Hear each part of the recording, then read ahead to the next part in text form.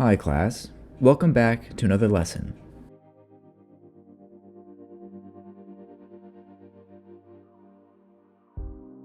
Today we are learning about the sublime. The sublime is a concept proposed by Edmund Burke in 1757, but the idea was popularized in 1764 by Immanuel Kant.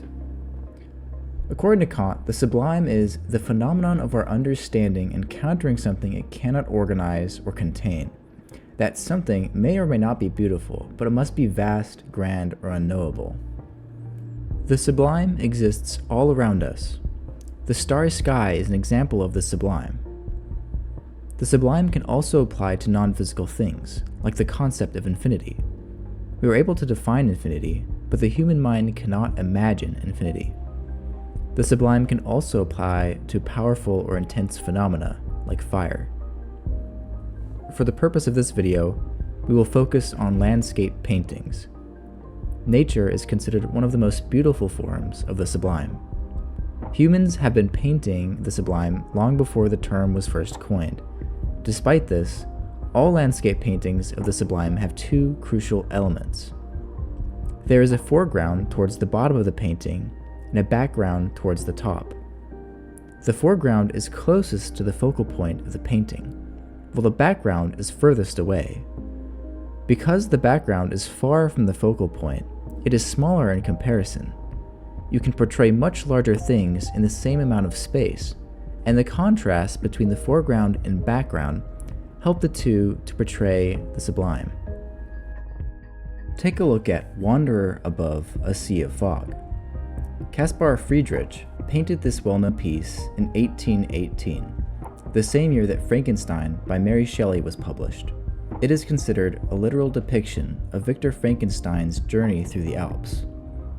We can break the piece down into a foreground consisting of a rocky outcropping and a background consisting of fog-covered hills and mountains. Victor Frankenstein himself is part of the foreground. Notice how he is facing away. His orientation places emphasis on the background behind him.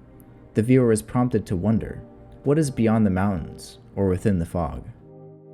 Today, we're going to do some painting.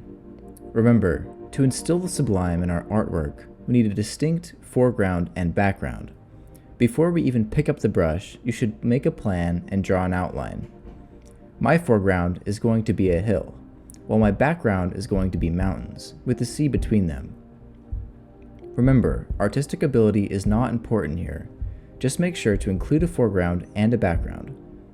You can draw anything, but if you need some ideas, often the background is mountains, clouds, or ocean waves. The foreground can be a small ship or the top of a forest. Once you finish your outline, you can pick up a brush and start painting. If you need to, look back at the general watercolor instructions I taught in last week's lesson. It's okay to look online for inspiration, but don't just copy someone else's creation. Domain expansion, time skip edit. I will admit, I am no artist. I hardly even know what I'm talking about. But for the sake of this video, I'm your teacher. So you better listen up and nod your head and pretend I'm really smart. Well, you can't laugh so much. No, that's okay. After you finish, there's just one thing left to do. Write a short paragraph reflection on the nature of the sublime in your personal piece. In the paragraph, identify the background and the foreground. Describe how the artwork invokes a sense of the sublime. Finally, write about the feelings that the painting is about. What do you hope a viewer will feel when they look at your painting? Thanks for watching, and I'll see you next time.